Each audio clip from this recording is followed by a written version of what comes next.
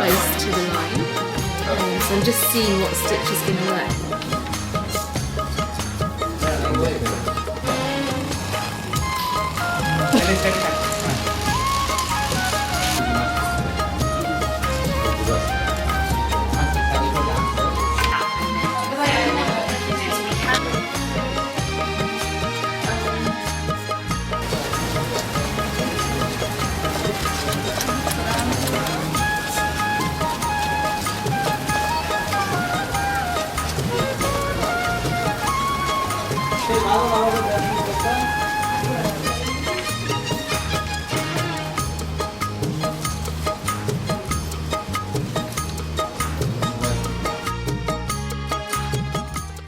It was fantastic. I was so happy that it was woven by Bangladeshi weavers who are very unrecognized, but they did a fantastic job. And it was a joy to know that I was sewing something that was actually hand woven by Bangladeshi weavers. I'm very interested in Jane Austen, and so I went to Jane Austen's house and we selected an image of a dress that would have been perhaps worn during Jane Austen's time.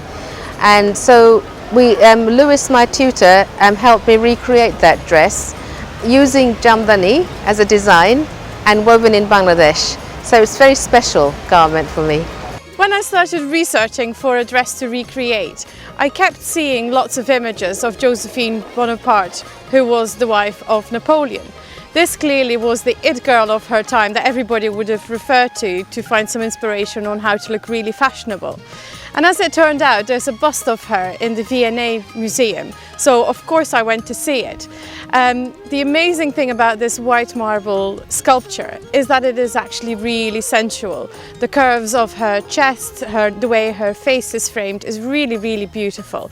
So this actually was a really good dress for me to recreate because it left a lot of details open, so I could use some design skills, and it looked like there was a lot of interesting techniques used around the neckline, in the sleeves as well, but most of all I was just really excited to come up with the skirt myself after all of the research that we had done. The dress which we made is from Museum of London we chose, and it was worn by Lucy. There was our first one, we made it by hand, and while we were making everything by hand and it was weaved specially from Bangladesh, I came across with, I think it just hit me how hard it was to make a garment at that time by hand and weaving by hand as well. So that actually inspired us to make the second dress motif, which is a black teardrop. So it was just like hard labor, hard work, and now that it actually made me appreciate how lucky we are at this time.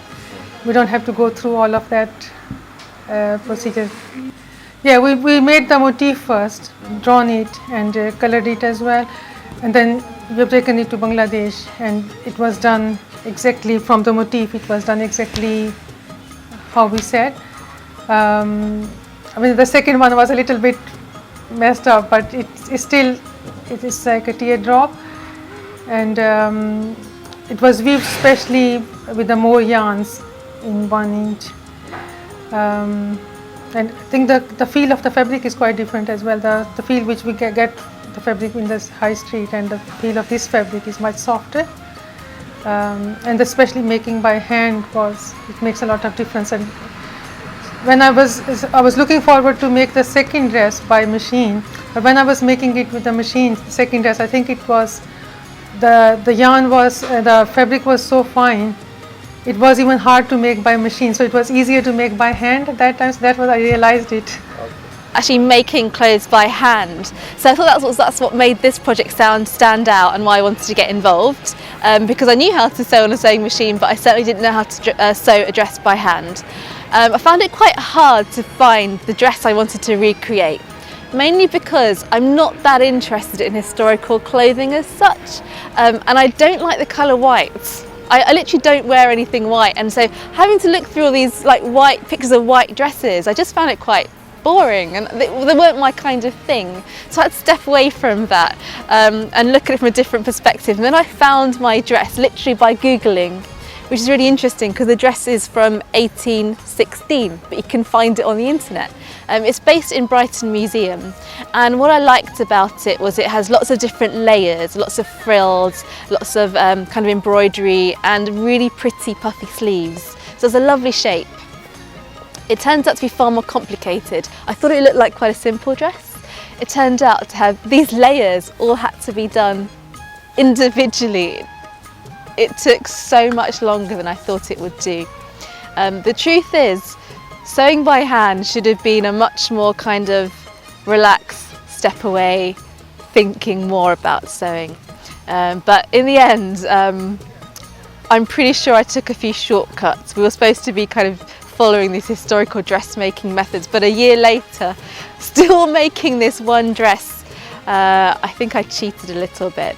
Well, I've sewn a couple of my seams on my skirt, but before I do the whip stitch, I'm just taking the pins out so that I can iron it and it becomes much more flatter, and I'll get a cleaner line then.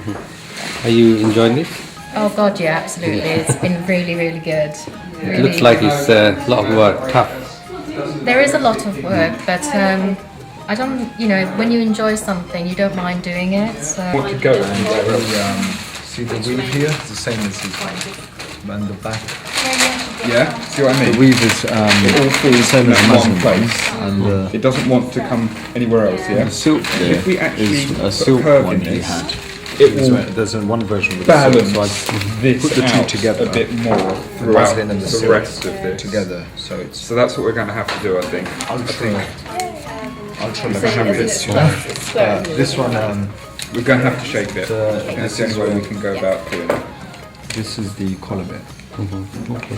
So it's going to Okay.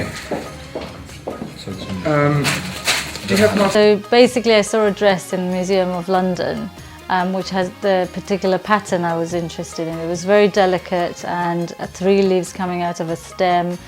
However, the dress was quite simple, and it was pretty much like a dress that is worn in the Jane Austen era by workers and maids.